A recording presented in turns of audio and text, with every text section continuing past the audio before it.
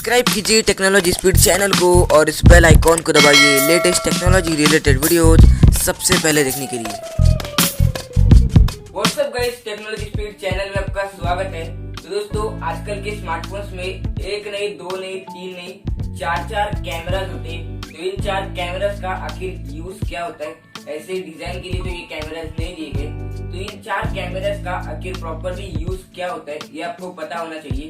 तो आज की इस वीडियो में मैं आपको बताऊंगा कि इन 4 कैमरास का प्रॉपरली आखिर यूज क्या होता है। तो चलिए दोस्तों, आज की इस वीडियो को शुरू करते हैं। यहाँ पर जो सबसे पहला कैमरा होता है वो नॉर्मल कैमरा होता है, यानी कि जो भी आप लोग नॉर्मल फोटोज देखते हो ये सारे इसी कैमरा से क्लिक किए हैं। यहाँ पर दूसरा कैमरा है वाइड एंगल कैमरा। ये one of the best camera है उन 4 कैमराज में। इसका यूज क्या होता है कि अगर आपको ताजमहल का एक फोटो क्लिक करना है, तो ताजमहल एक बहुत बड़ी थिंग है, तो इसका फोटो क्लिक करना पॉसिबल नहीं है एकदम पास से अगर आप लोग नॉर्मल कैमरा से निकालते हो। तो अगर आप लोग नॉर्मल कैमरा लेके एकदम थोड़ा सा दूर जाते हो तो भी वो ताजमहल पूरा फ्रेम में नहीं बैठेगा, थोड़ा सा बाहर निकल जाएगा। लेकिन अगर आप लोग उसी डिस्टेंस पर बैठकर अगर वाइड एंगल से फोटो शूट करोगे तो वो फोटो का जो ताजमहल है वो एकदम फ्रेम में आपका परफेक्टली बैठ जाएगा।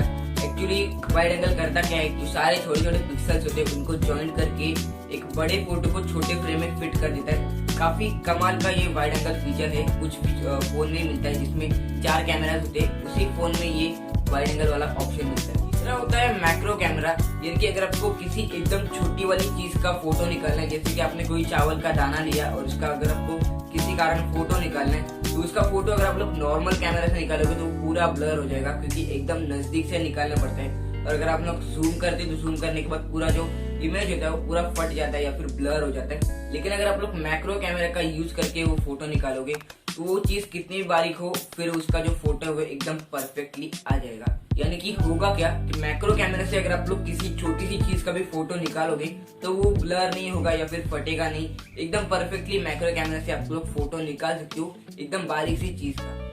और जो सबसे नीचे वाला कैमरा होता है फोन में वो बैकग्राउंड ब्लर के लिए यूज किया जाता है। यानी अगर आपने किसी सीनरी में सेल्फी या फिर फोटो क्लिक किया तो क्या होता है कि उसके पीछे का अगर बैकग्राउंड ब्लर हो जाए ना तो फोटो और भी ज्यादा अट्रैक्टिव और बढ़िया लगती है। जैसे कि पोर्ट्रेट मोड में अगर आप कोई फोटो निकालते हो तो उसमें बैकग्राउंड ब्लर एकदम अच्छा वाला हो जाता है, और बैकग्राउंड ब्लर सीनरी में होगा तो बहुत ही अच्छी वाली फोटो आती है। तो फोर्थ वाला कैमरा बेसिकली इसी के लिए यूज किया जाता है। उम्मीद करूंगा दोस्तों आपको वीडियो पसंद आई होगी। पसंद आई तो यार एक लाइक जरूर कर देना, चैनल को सब्सक्राइब करके साइड वाले बेल आइकन प्रेस कर लेना, क्योंकि हम क्वालिटी कंटेंट के साथ ऐसे ही इंटरेस्टिंग वीडियो इस चैनल पर हमेशा लाते रहते हैं।